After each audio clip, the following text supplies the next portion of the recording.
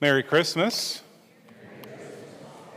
It's still the Christmas season, how beautiful it is, although I think many people have moved on already from the Christmas season. I was driving around last night after Mass, and I was trying to find some Christmas lights. Many houses already have them down. So if your Christmas lights are still up, turn them on. If they're already down, I'm not going to tell you to put them back up. That'd be kind of ridiculous. But next year, keep them up, at least to the Christmas season. Christmas season, by the way, goes all the way to the baptism of the Lord. So that's going to be next Monday. Let's celebrate Christmas. In the church, in its infinite wisdom, always on the first, or if there's a Sunday in the solemnity, the octave of Christmas, we celebrate the solemnity of the Holy Family. And that's what we have today. Now, the church has this, of course, because the Holy Family we know is Jesus, Mary, and Joseph, just a beautiful image of Joseph and Mary gazing upon the Lord. But also it's a beautiful gift of this day, because we know that family life can be difficult. Recently I was talking to someone and he asked me, he said, "What's your least favorite holiday?" And before I could even respond, he goes, "Mine's Christmas." And I said, "Tell me more, Scrooge, why is Christmas your least favorite holiday?" He says, "Because it's all wrapped up so often in gifts and family obligations and this worldly things." He says, "I can't wait for Christmas to get over." And I thought, how sad that is. We want Christmas to be over. Maybe that's why the Christmas lights are already down. And yet, we know that Christmas should never, we're not coming to an end here. Instead, we're still celebrating that birth of Christ and celebrating the Holy Family as well. The church, in its infinite wisdom, gives us readings today about, we could say, familial life, how to live as a family. Of course, we have the beautiful gift of the presentation with Mary and Joseph presenting Jesus in the temple.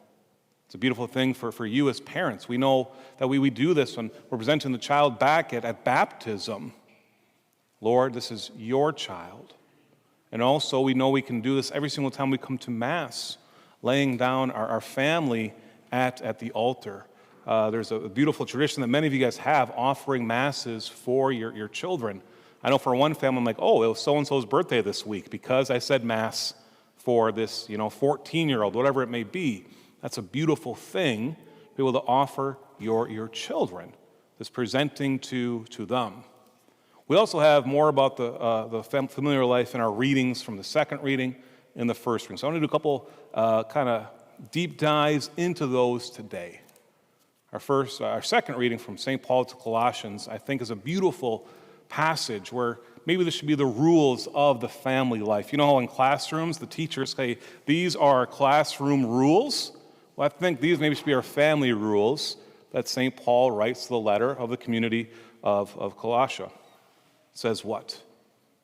Put on as God's chosen ones, holy and beloved, this: heartfelt compassion, kindness, humility, gentleness, and patience, bearing with one another and forgiving one another. How beautiful would that be? Maybe have that posted someplace in your house for the rules of our family.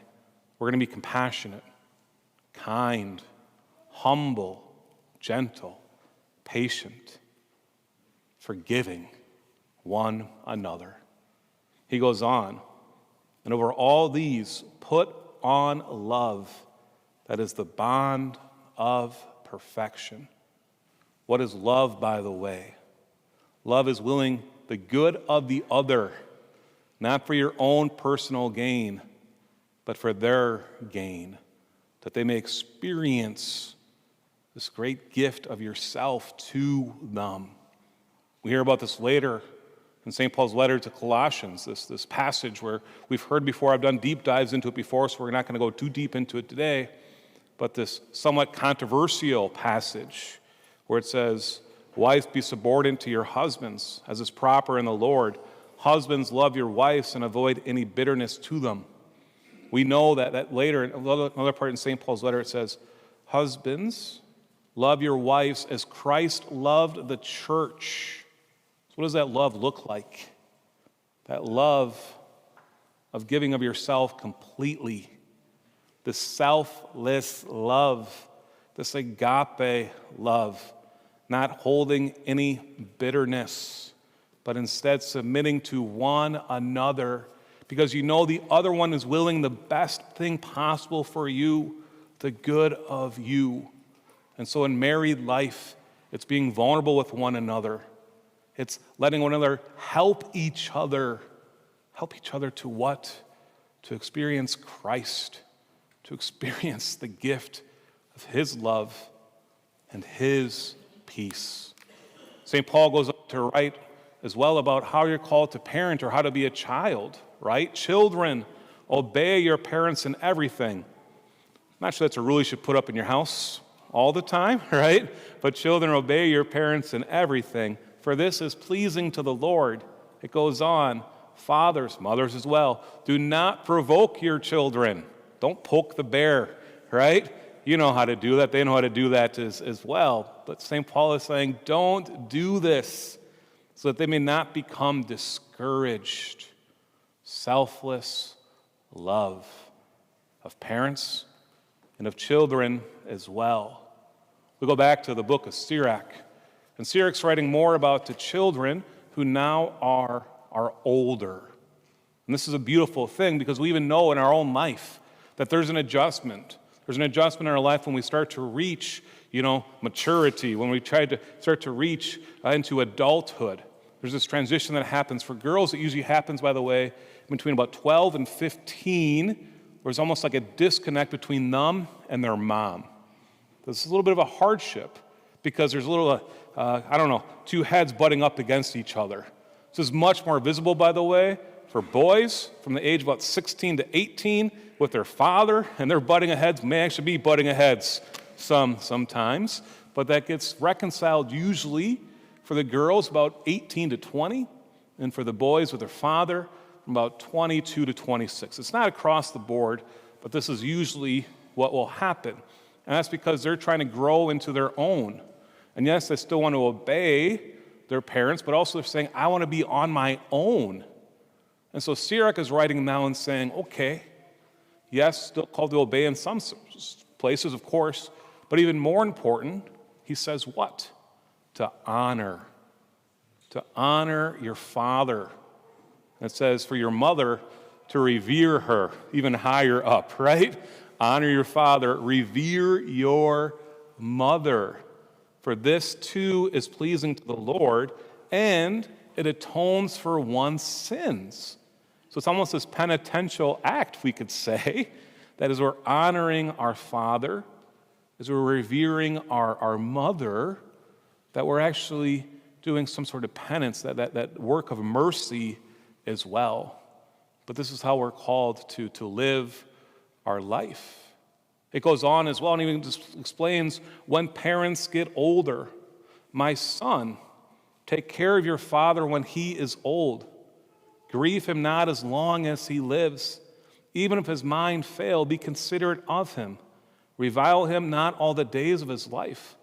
Kindness to a father will not be forgotten.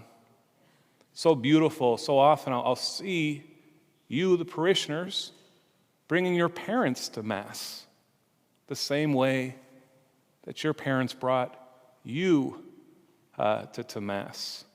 Can't help but to see the Matsons up here, and I just remember your mother all the time being in a wheelchair with a blanket over her, but that's because she wanted to be to Mass. And every single Sunday, you would bring her. When she passed away, you started bringing this voice to Mass, right? This is beautiful thing, and it's just so beautiful and edifying when children are able to help their parents, to experience the Lord as well. What a great honoring that is. Recently I was with a parishioner, and he said, Father, I have a homily idea for you. Once again, I always take those with a grain of salt, right? Not every homily idea gets into my homily, by the way. It's not going to happen. But this one, it was a good homily idea. And he's an older gentleman. He's in his 90s now. His sight is failing. His memory is failing.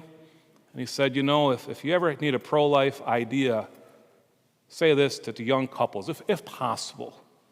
If they're able to have children, the Lord has blessed them that way, tell them to have children. They truly are a gift. Because now that I'm older, he said, they take care of me. Without them, I couldn't live this way. And I told him, well, that's a really good homily idea. He goes, no, Father, that's a great homily idea. And you could tell it was the truth that he was speaking, that his children were there for him. And he said, tell those young couples, if at all possible, have children. You're not going to regret it. Parents, you can speak to that truth right now, I'm sure. And we need to tell our younger generation this. So often now, so many people are saying, I'm going to put off having children, or I'm not going to have children at all. What are they depriving themselves of? A great gift. And it's not being selfish to have them either, by the way. It's like, oh, when I get older, you're going to take care of me. That's not why. But instead, so you can spread the faith to them. So that you can, point them towards Christ. The same way that parents do when they bring their children to baptism. Bringing them to the Lord. Presenting them to the Lord. The one who truly created them. What a great gift family is. What a great gift we have. Now, yes, it does not mean that there's not issues in families. We know that there is, and so we always pray for the intercession of the Holy Family to reconcile any differences, any hardships, any unforgiveness. But in that same sense, we also know that family is a school of love. We don't choose our family. We know that, right? But it gives us the opportunity to learn how to love, to be selfless, and to truly experience that great grace of family life.